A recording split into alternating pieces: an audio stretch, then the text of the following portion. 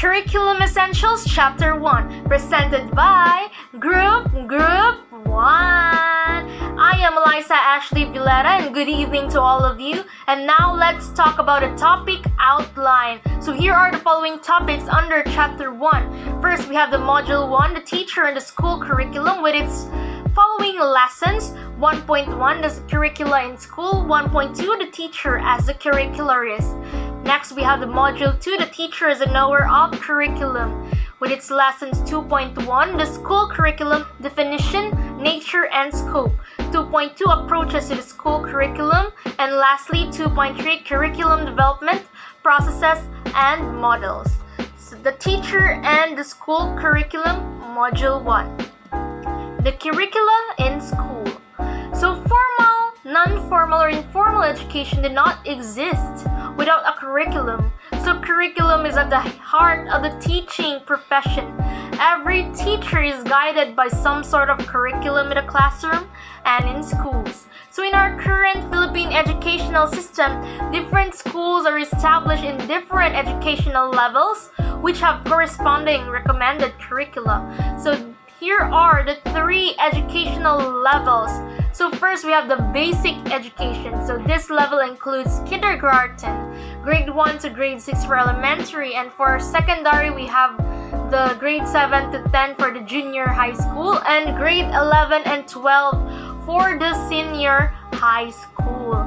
Next is we have the technical vocational education. So this is post-secondary technical vocational educational and training, which is taken care of Technical Education and Skills Development Authority, which is also known as TESDA. And lastly, we have the higher education. So this includes the baccalaureate or bachelor degrees and the graduate degrees, masters and doctorate, which are under the regulation of the Commission on Higher Education, which is CHED. The 7 types of curricula simultaneously operating in the school. So now let's talk about the 7 types. So first, we have here the recommended curriculum. So almost all curricula found in our school are recommended. So for basic education, these are recommended by the DepEd or Department of Education. For higher education, this is recommended by the Commission on Higher Education, also known as CHED. And lastly, for vocational education, this is recommended by TESDA. So the recommendations come in the form of memoranda, policies, standards, and guidelines. So written curriculum. So this is documents from the recommended curriculum. They come in the form of course of study, modules, books, or instructional guides, among others. Next, we have the taught curriculum. So from what has been written or planned, the curriculum has to be implemented or taught. So this is being taught to the learner. So the teacher facilitates learning based on the written curriculum with the aid of instructional materials and facilities depending on the teaching style of the teacher and the learning style of the learners. Supported curriculum. So this is described as support material that a teacher needs to make learning and teaching meaningful, such as books, charts, posters, worksheets, or non-print materials like PowerPoint presentation and other electronic illustrations. Facilities such as the playground, science laboratory, library, and other more are included in the supported curriculum. Next, we have the assessed curriculum.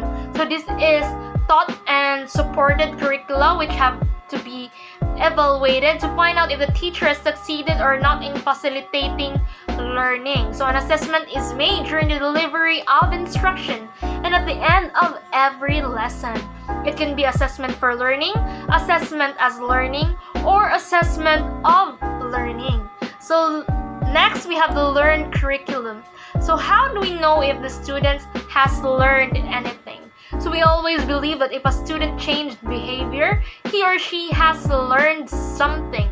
So the positive outcome of teaching is an indicate of learning. So this is about what the students have learned, and these are measured by tools in assessment which can indicate the cognitive, affective, and psychomotor outcomes. Lastly, we have the hidden or implicit curriculum. So this curriculum is not deliberately planned but has a great impact on the behavior of the learner. Peer influence, school environment, media, Parental pressures, societal changes, cultural practices, natural calamities.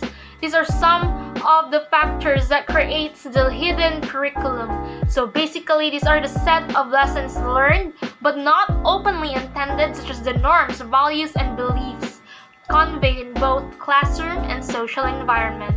So all of these types of curricula have significant role on the life of the teacher as a facilitator of learning and have direct implication to the life of the learners. So good evening everyone, I am Kirl Cabarse speaking, and for today's discussion I will be talking about the teacher as the curriculist. So first, let's define what is curriculist. So it is a professional who is curriculum specialist. It is also a person who is involved in curriculum in knowing, writing, planning, implementing, evaluating, innovating, and initiating. It is a teacher's role is a broader and inclusive of other functions and teachers. So, curriculars in the past are referred only to those who develop curriculum theories.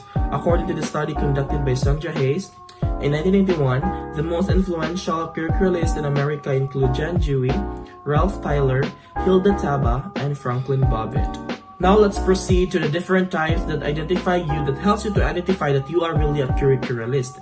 So first, we have the knows the curriculum. So in this area, you should possess a mastery of your subject matter. So the definition here is learning begins with knowing. Of course, from the word itself, knows the curriculum. It is also called as knower. So you are going to understand, you are going to master your subject matter. Next, we have the writes the curriculum. So as the classroom teacher takes a record of knowledge, concepts, subject matter, or content. So from the word itself, write the curriculum, or it should be it also called as writer. So it is the teacher writes books, modules, laboratory manuals, instructional guides, and reference materials in paper or electronic media as a curriculum writer or reviewer. So in this area also, the teacher will also find a reference to help his or her subject that makes it more credible. Next, let's proceed to number 3, the plans the curriculum. From the word itself, plan. It is also called as planner. A good curriculum has to be planned. It is the role of the teacher to make a yearly, monthly, or daily plan of the curriculum. This will serve as a guide in the implementation of the curriculum. The teacher takes into consideration several factors in planning a curriculum. These factors include the learners, the support materials, time, subject matter or content, the desired outcomes, the context of the learners, among others. By doing this, the teacher becomes a curriculum planner. So next, let's proceed to the number 4, which is the initiates the curriculum. So from the word itself, initiates the curriculum, the teacher is also called as initiator. So in cases where the curriculum is recommended to the schools from DepEd, CHED, TESDA, UNESCO, UNICEF, or other educational agencies for improvement of quality education, the teacher is obliged to implement it. So from the word itself, initiate, the teacher is going to initiate or going to have his own or her own mindset to have the curriculum. So there will be many constraints and difficulties in doing things first or leading. However, a transformative teacher will never hesitate to try something novel and relevant. So next, let's proceed to number 5, innovates the curriculum. So from the word itself, innovate, the teacher is so called as innovator. Creativity and innovation are hallmark of an excellent teacher. A curriculum is always a dynamic. Hence, it keeps on changing. So, the curriculum is always changing, diba? Right? The curriculum is always changing. That is why the teacher should innovate something that's different from the curriculum that she or he had before. Because the curriculum changes. A good teacher, therefore, innovates the curriculum and thus become a curriculum innovator. Next, number 6, implements the curriculum. The curriculum success relies on implementation, with the teacher acting as an implementator or implementer. They engage with learners and provide support materials to achieve desired outcomes. The teacher's teaching skills are expected to the highest level, observing teacher as a science and art. Therefore, the implementation of a well-written and planned curriculum is crucial. So it is really important to implement the new curriculum or to implement a curriculum so that the teacher will have their own basis or the student will have their own basis also of what lesson they're going to take in that specific chapter. So next, number 7, evaluates the curriculum. So how can we determine if the desired learning outcomes have been achieved? Is the curriculum working? So in this area, if we can evaluate the curriculum. If it's still significant, is it bring good result, or is it really affect the good students? So these are some few questions that needs help to a curriculum evaluator. That person is the teacher. So in this area, the teacher is also called as evaluator. The teacher as a knower of curriculum, Module 2. So, good evening everyone. I am Rhegina from Group 1 and this is the topic that I'll be tackling for tonight. So, this is the school curriculum, definition, nature, and scope. So, what is today's headlines? So, number 1, DepEd reviews the K-12 curriculum. Number 2, suicide incidents in school has been alarming. Number 3, teachers are reluctant to try new things in the curriculum. Number 4, co-curricular activities, learning opportunities, or distractions. Number 5, the use of ICT gains ground in the public school. So this is our tonight's guidelines or headlines. So the question is, what can you say of the headlines? Do this reflects what are going on our school for today? And should the public know and be involved in the schooling of their citizens? In my report, this is what we are going to be tackling. So each member of society seems to view school curriculum differently. Hence, there are varied demands on what school should do, what curriculum should be taught. So this means that this seems to be confusion about what curriculum should really be, to have a common understanding of what curriculum really is. So that's today's headlines. So from the first scenario that I have provided, DepEd reviews the K-12 curriculum. So the second one, suicide incidents in school has been alarming. So we all know that we have a lot of news that we have been receiving, that a lot of students is very depressed when it comes to the activities that the teachers provided, and they are very pressured about that. So that's why, like the previous news that we have received is all about suicide, and that is very alarming. And number 3, teachers are reluctant to new things in the curriculum. So teachers are responsible in giving a new things in the curriculum, not just in basic or simple way in giving activities to their children, but on a creative way. Number 4 is co-curricular activities, learning opportunities, or distraction. So isn't having new things about giving activities to our children is a opportunity, or it is only a distraction? So number 5 is using ICT gains ground in the public school. So is it using information and communication technology is very crucial or not? So this means some definition of curriculum, such as number 1, curriculum is a planned and guided set learning experiences. So that means a definition of curriculum, number 1 is a plan and guide to all teachers and students. Number 2, it is a reason or written document that systematically describes goals, plan, and objective. So that means curriculum is an organized plan that we can provide, or we can provide to our children on how we can teach them, and when, what, and where we can teach them. So number 3 is the contents of a subject, concept and task, activities and outcomes experiences. So curriculum means also that it contains subjects, outcomes of the learnings, tasks to be required or to be acquired to our students, and activities that we can give to our students after we provided the lesson. So number let's proceed to number 4. So a curriculum includes all the experiences in the individual learners. So that means curriculum will provide to our, not to our teachers, as teachers, but also to our future students to learn and to guide them on how how learning will be processed or will be taught. So number 5, it is program of activities, not just by teachers. It is also to our students. So it means that it will provide program of activities. So a lot of activities, not just giving them the information, giving them the knowledge, but also giving them the like what I mentioned earlier, the extracurricular activities.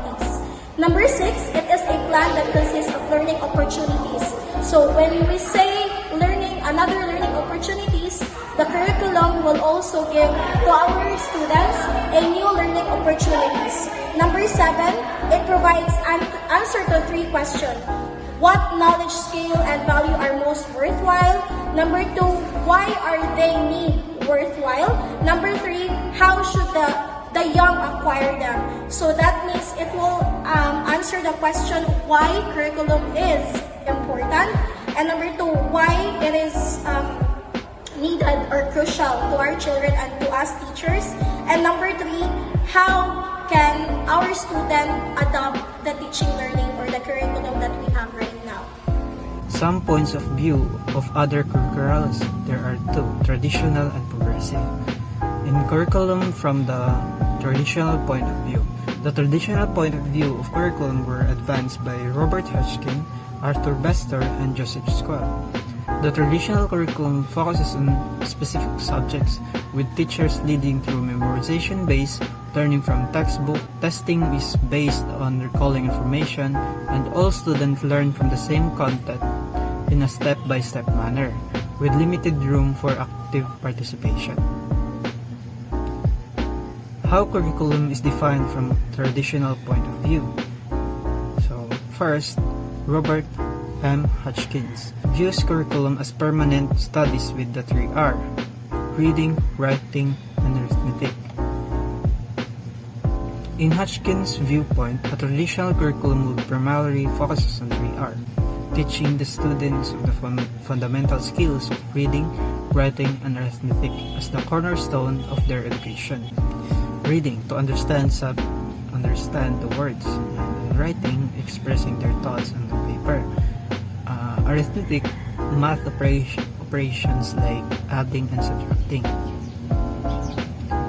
Arthur Bester believes that the mission of school should be intellectual training.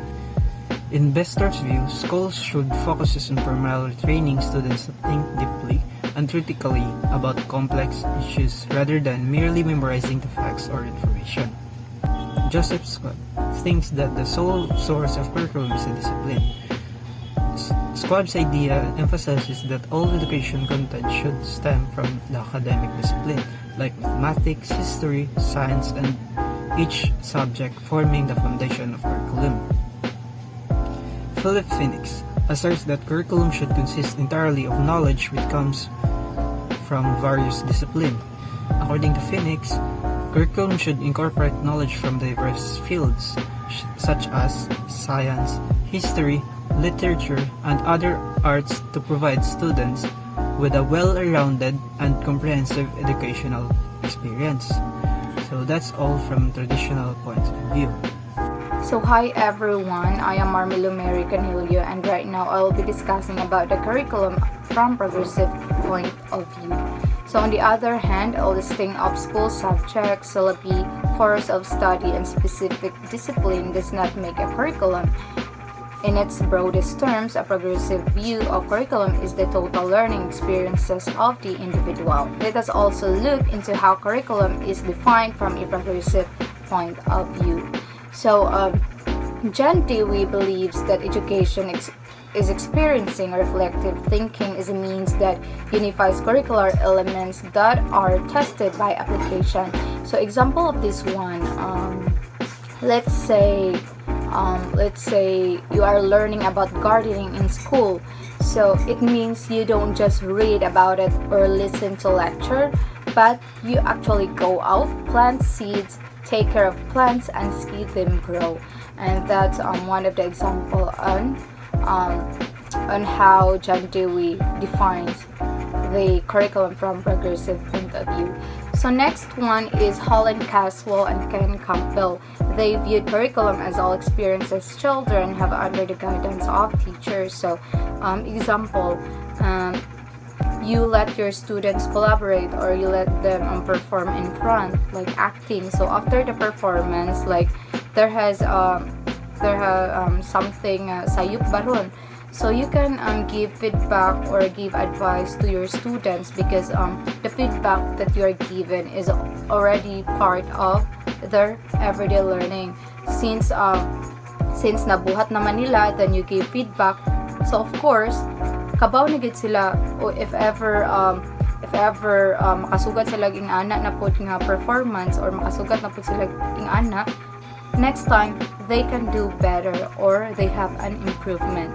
So they will learn based on how you guide your students. So next one is Othaniel Smith, William Stanley, and Harlan Schur. So likewise defined curriculum as a sequence of potential experiences set up in schools for the purpose of disciplining children and youth in group ways of thinking and acting.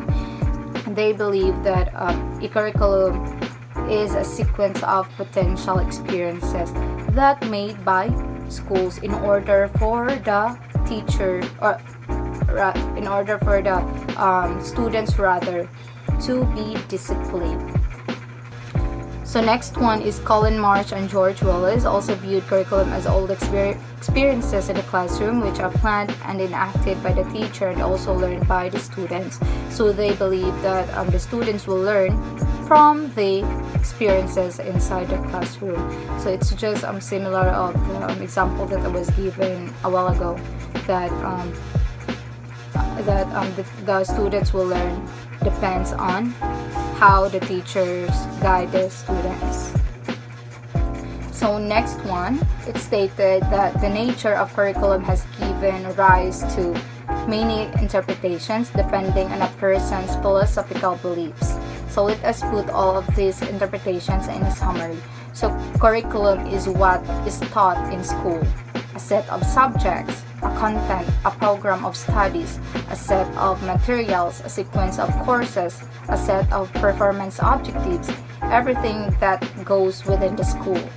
It is what is taught inside and outside of school, directed by the teacher, everything planned by school, a series of experiences undergone by learners in school or what individual learner experiences as a result of school. In short, curriculum is the total learning experiences of the learner under the guidance of the teacher.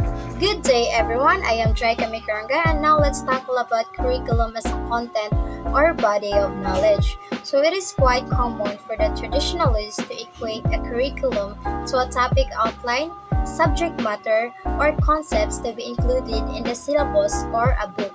So for example, a primary school mathematics curriculum which consists of topics such as addition, multiplication, subtraction, division, distance, and weight, and many more.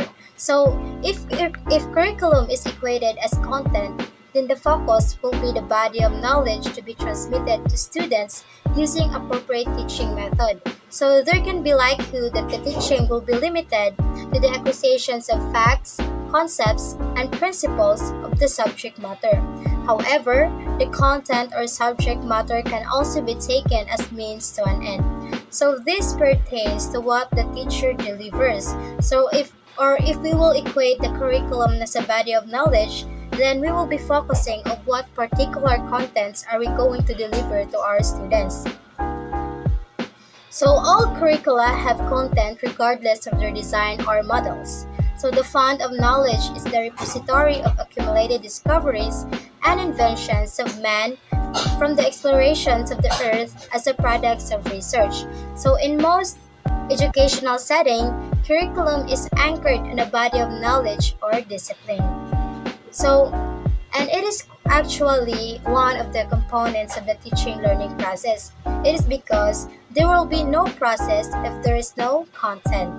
And now let's proceed to the different ways of presenting the content in the curriculum. So there are actually 4 different ways of presenting the content in the curriculum.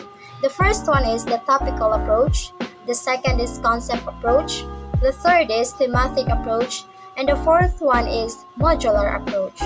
So the first one is the topical approach. So from the root word topic, where much content is based, knowledge and experiences are included. So for example, we refer to the table of contents in a particular or a certain book, where in this book, one of its components and parts is the table of contents, which there are the list of topics in that particular material. So it is topical approach where content are based on knowledge and experiences. So the next one is the concept approach. So with fewer topics in clusters around major and sub-concepts and their interaction with relatedness emphasized. So in this way of approach, the topics are broader compared to the concept because concepts are clustered topics with relatedness or interaction which is emphasized. The third way is thematic approach.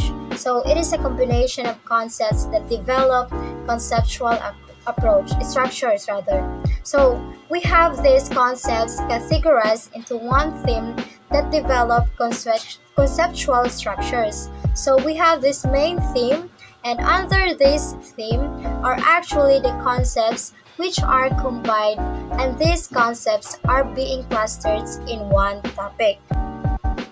And the last one, the fourth one is the modular approach. And this leads to complete units of instruction. So these are topics, and topics are clustered nga mahimo siya nga concepts. And these concepts are structured para mahimo sa siya nga theme. And these topics or theme or concepts and the themes of clustered contents become a module. So, usa jud ang module. So, modules serve as our self-learning toolkits with preparation, with presentation, with practice, and performance, and it leads to the complete units of instructions. So, that would be all for my discussion. Thank you. Good evening, everyone. This is Nicke Arcenal. For this session, we'll be proceeding with the criteria in the selection of content. So, according to Skepper in 1970, that there are some suggested criteria in the selection of knowledge or the subject matter. One is significance. The content should be contribute to ideas, concepts, principles, as well as generalization that should attain the overall purpose of curriculum. So the content is significant if they can develop holistically. If there is student holistic development, if not, delete or erase that in your list of topics in your body of knowledge. Second is validity. It's the authenticity of the subject matter forms its validity. So, where did you get your content? Where did you get your body of knowledge? Are they coming from reliable resources or accredited organizations? So if they are coming in a communication superhighway or the internet, then are we checking the authenticity, the validity of our information that we will be given to our students? So we have to see to it, are these contents that we are about to deliver to to our students are still useful and valid in the fast changing times. Third is utility. So another term that we can associate with utility is usefulness. So utility can be relative to time. Same with validity. So it may have been useful in the past that may not useful now or in the future. So ask yourself, will I use this in my future job?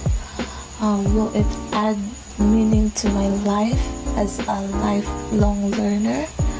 Or the subject matter be useful in solving current concerns?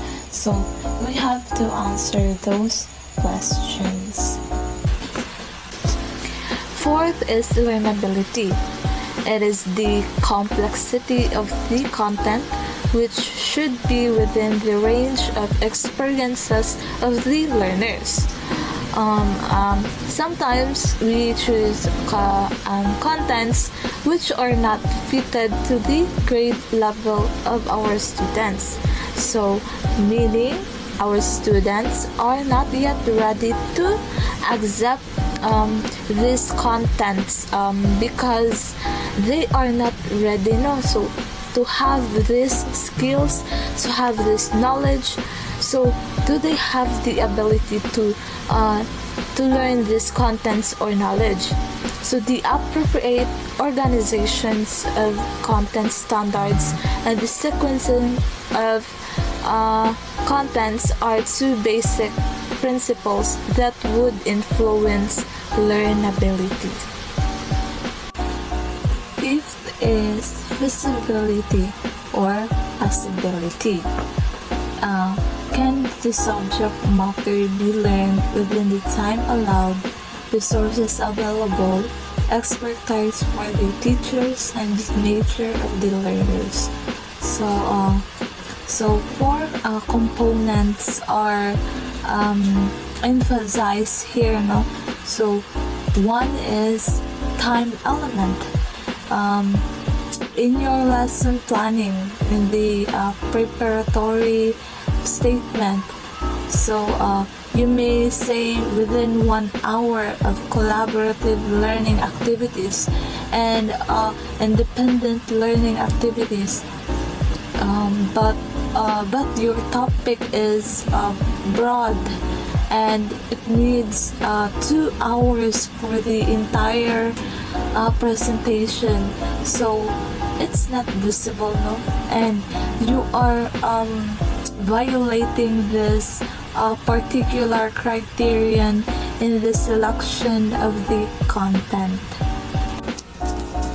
Sixth is interest. So will the learners take interest in the content? So they can also students are interested with the contents if they feel that it is significant for them. So if it can be used for day-to-day activities, so as much as possible we establish utility or usefulness from them to feel or motivated, or they have the interest to listen or to grasp the contents to be delivered by the teacher. Interest as well is one of the driving force for students to learn better. Good day everyone, I am Angelica Mae, Venci, and I will report about guide to the selection of content in the curriculum. First, commonly used in daily life. So it is mean the content in the curriculum should be reflect the concept and skills commonly used in daily life to ensure that students can apply what they learn to a real world situation effectively. Second, appropriate to the maturity levels and abilities of the learners. So it should be age appropriate, considering the maturity levels and abilities of the learner to facilitate their understanding and engagement with the material. Third, valuable in meeting the needs and competencies of the future career. So in the curriculum content, it should be valuable in preparing students to meet the needs and competencies required for their future career and helping them to develop skills and knowledge relevant to their professional path.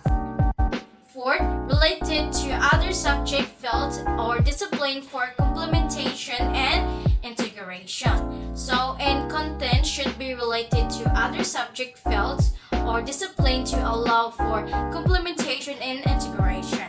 Promote the holistic approach to education and show how knowledge areas interconnect. Lastly, important in the transfer of learner to the other disciplines.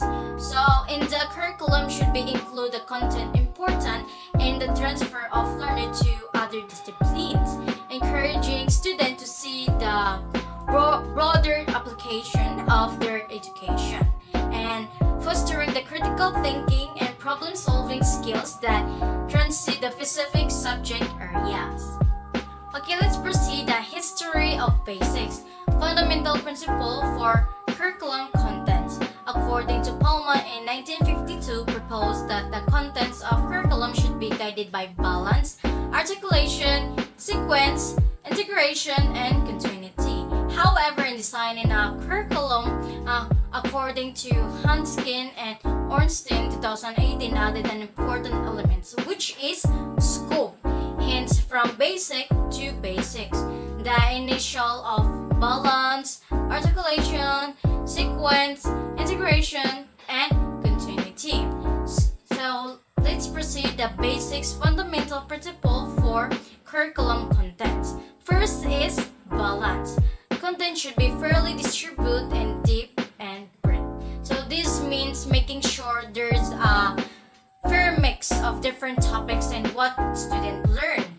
It helps ensure we cover the important stuff without overwhelming them with too much or leaving out essential things in that, what we call that, time available. Okay, let's proceed articulation. As the content complexity progresses with the educational levels, vertically or horizontally, across the same discipline, smooth connection or bridging should be provided. I think us building smooth bridging between different levels and part of what students learn so they can understand the progress without gaps or overlapping. It's like making sure the pieces of the puzzle fit together well. Okay, let's proceed. Sequence. The logical arrangement of content refers to sequence or order. This can be done vertically for depending the content or horizontally for broadening the same content. So this is about arranging what the student learn in logically order, usually from easy to more complex, so they can build their own knowledge step by step, like reading a book from the first page to the last. Next, integration. Content in the curriculum does not stand alone or isolate. It has some ways of being related to or connected to other contents. Instead of each topic being all by itself, it's all about finding connections or relationship between the different things students learn. This way is like putting all the pieces of the jigsaw puzzle together to see the big picture or to see the result. Okay, let's proceed. Continuity.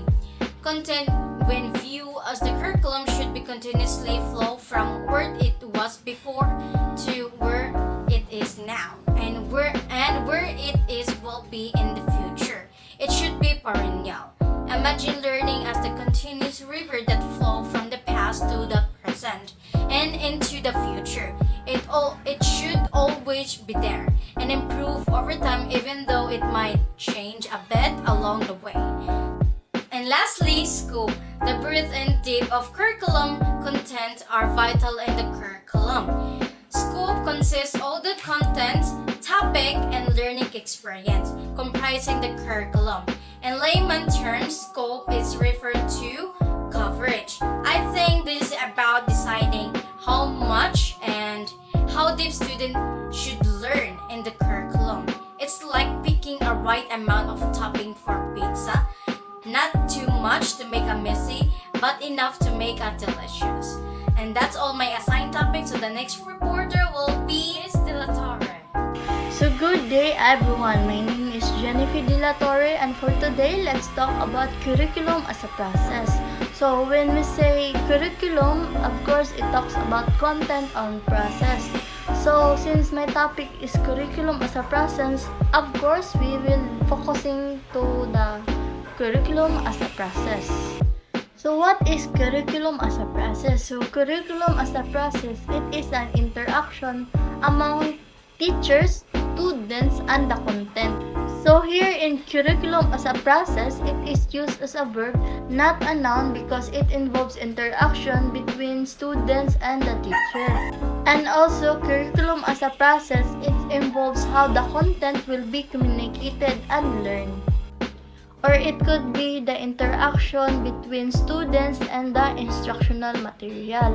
So for example, if we give them instructional material such as books, picture, puzzle, of course there will be interaction nga mahitabo, but with the guidance of the teacher. Because the teacher will be the one to give instruction on what to do with the instructional material. So moving forward, we have the guiding principles. So number 1 is curriculum process in the form of teaching method or strategies are means to achieve the end. So basically, the curriculum process expressed through teaching method or strategies serve as instrumental means to attain educational goal in the end. So number 2 is there is no single best process or method.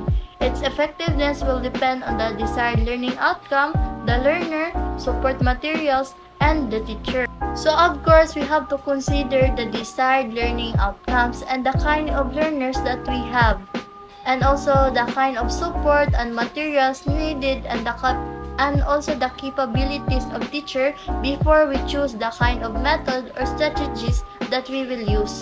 So third is curriculum process should stimulate the learner's desire to develop the cognitive, affective, psychomotor domains in each individual. So meaning the chosen process should stimulate learner's desire in order to develop the 3 domains. So which is cognitive, affective, and psychomotor in every learner. So last but not the least is every method or process should result to learning outcomes, which can be described as cognitive, affective, and psychomotor. So of course, the teacher should be flexible enough kay kung tan-aw sa teacher nga dili kaya sa students, of course maka-change ang teacher og laing nga method or strategy if the teacher is flexible. So next is the curriculum as a product. Besides viewing curriculum as content that is to be transmitted or process that gives action using the content, it has also been viewed as product. In other words, product is what the students desire to achieve as learning outcomes. So curriculum as a product, it refers to viewing education as something that is being produced with a certain objective in mind.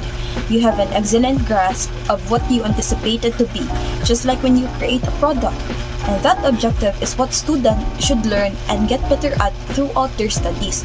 And it's very important to focus on the knowledge, skills, and values that the students should acquire rather than merely what is taught or how it is taught. This method places a strong emphasis on establishing specific goals for students, planning lessons around those goals, and evaluating whether or not they really attain them. And also, curriculum as a product aims to produce capable and well-rounded learners through a focused and planned educational process. And next is we have the curriculum development process. So curriculum development process, it is a dynamic process involving many different people and procedures. And development connotes changes which are systematic. A change for the better means alteration, modification, or improvement of existing condition. To produce positive changes, development should be purposeful, planned, and progressive. So curriculum development, it is a structured approach to creating educational plans. It starts by assessing the specific learning needs of students or institution. And once clear learning objectives are established, decisions are made about what topics to teach, how to teach them effectively, and how to evaluate students' progress. Because this process ensures that the curriculums align with the educational goals and caters to the unique needs of learners, resulting in a well-organized and purposeful educational plan. And to make this improvements in education, we need a clear goal, a plan, and to make changes step by step. And also remember that curriculum development, it is all about carefully making education better by planning and making changes to what students learn and how they learn it, with everyone working together. And next is we have the 4 phases of curriculum development process. So first is the curriculum planning. It considers the school's vision, mission, and goals. It also includes the philosophy or strong education belief of the school. So this curriculum planning, it is the process of determining what educational content, goals, and experience should be included in a curriculum. It also involves setting the direction and scope of the curriculum. This typically involves identifying educational objectives or understanding the needs of learners and considering societal and cultural factors, and also outlining the overall structure of the curriculum. And next is the curriculum design. So curriculum design, it is the way curriculum is conceptualized to include the selection and organization of content, the selection and organization of learning experiences or activities, and the selection of the assessment procedures and tools to measure achieved learning outcomes. So the curriculum design, it is the next step after planning, where educators and curriculum developers create a detailed framework for the curriculum. It also involves deciding how to organize content, select materials, and create learning activities. And also, curriculum design includes specifying learning objectives, choosing teaching methods, and creating lesson plans, and selecting or developing instructional materials such as textbook, resources, and assessment. And the third one is the curriculum implementation. It is putting into action the plan which is based on the curriculum design in the classroom setting or learning environment. So, curriculum implementation, it is the phase where the designed curriculum is put into action in the classroom. It involves the actual teaching and learning processes, and the teacher uses the curriculum materials and methods to deliver instruction, and students engage with the content and participate in learning activities. And the curriculum implementation requires effective communication, classroom management, and teacher training. And lastly, we have the curriculum evaluation. So curriculum evaluation, it determines the extent to which the desired outcome have been achieved. So curriculum evaluation, it is the ongoing assessment of the curriculums after the curriculum implementation, its effectiveness in achieving its intended goals and outcome. So curriculum evaluation includes collecting data on students' performance, conducting assessments and tests, seeking feedbacks from teachers and students, and analyzing the results. And based on this information, adjustment can be made to the curriculum to improve its quality and relevance. So these 4 components or phases are interconnected and iterative. because curriculum planning informs curriculum design, which guides curriculum implementation, and the result of curriculum evaluation may lead to revision in the planning and design phases.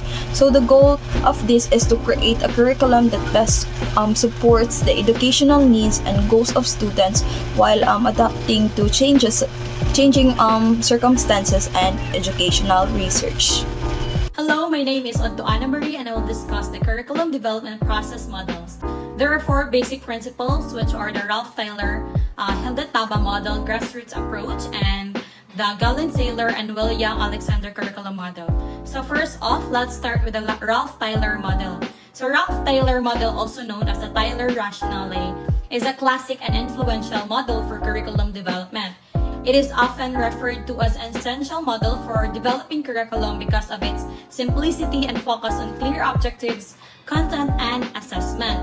So in the Ralph Tyler model, the first step in Tyler's model is to determine the specific educational objectives of the curriculum. Like, what do you want students to learn and achieve? These objectives should be clear, measurable, and achievable. So once the educational objectives are established, the next step is to select the content or subject matter that will help students achieve those objectives. This involves deciding what topics, the concepts, and skills should be taught. So in this stage, the curriculum developers need to organize the learning experiences or the instructional activities that will help students master the selected content. And this may also involve developing lesson plans, deciding on teaching methods, and creating a sequence of activities. Evaluation is also a crucial component in Tyler's model. It involves determining how to assess whether the educational objectives have been achieved. This typically includes the development of assessment tools such as tests, assignments, and rubrics. So once the curriculum has been developed, it is put into practice in the classroom. Like, teachers deliver the curriculum and students engage in the learning experiences as planned.